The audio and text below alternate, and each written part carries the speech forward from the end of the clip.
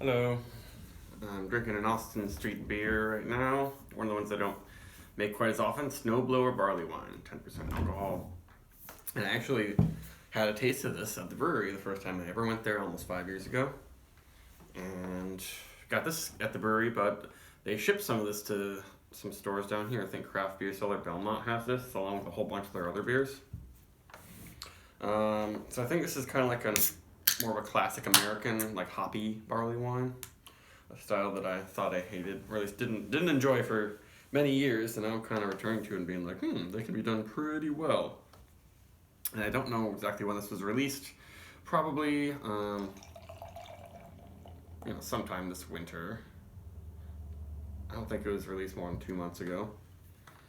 And it looks very barley wine-like. It's not that ultra dark. It's kind of a reddish, dark red amber hue. And lots of little bubbles coming up. Good looking head.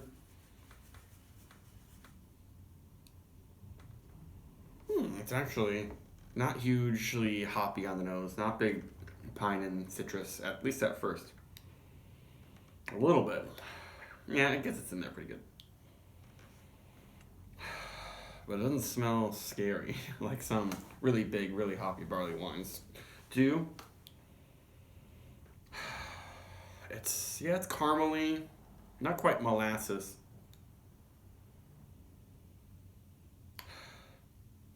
It smells very nice and fresh. Very, very toasty.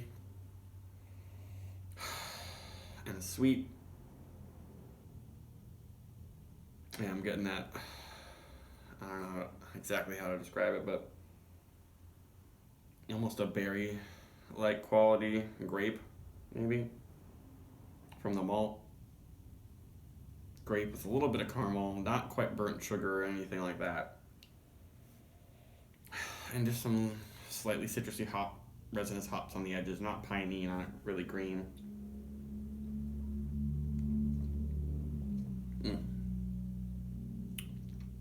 Yeah, not very bitter. I'd say it's definitely in between a really in-your-face American barley wine and an English barley wine.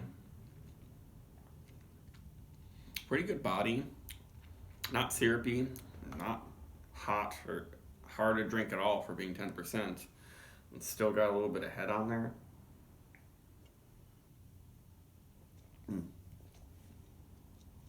Some might call this slightly chewy. And it finishes with lots of toffee notes. A little nutty. Oh, maybe some sort of like cherry. That's what I was looking for. Maybe more, somewhere between purple drink grape and and cherry. I'm trying to figure out if there's a little bit of smokiness. I don't think so.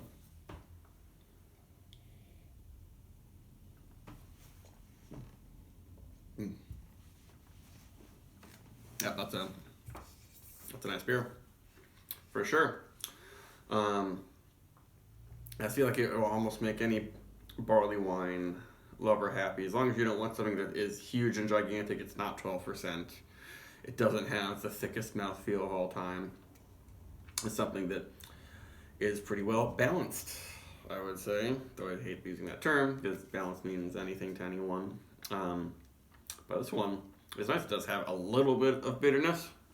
Not syrupy. It's got a lot of dark malt flavors, but it never gets like black, and there's no roastiness to it. But lots of cherry and nuts, and then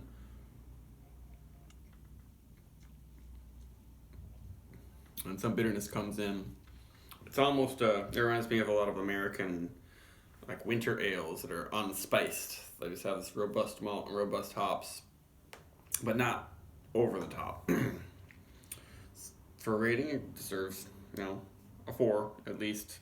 It's not knocking my socks off like Barreled Souls, their Big Bang. That's probably my favorite, like hoppy American barley wine. That one's more of like a boom in your face type beer. This one's a little bit more laid back.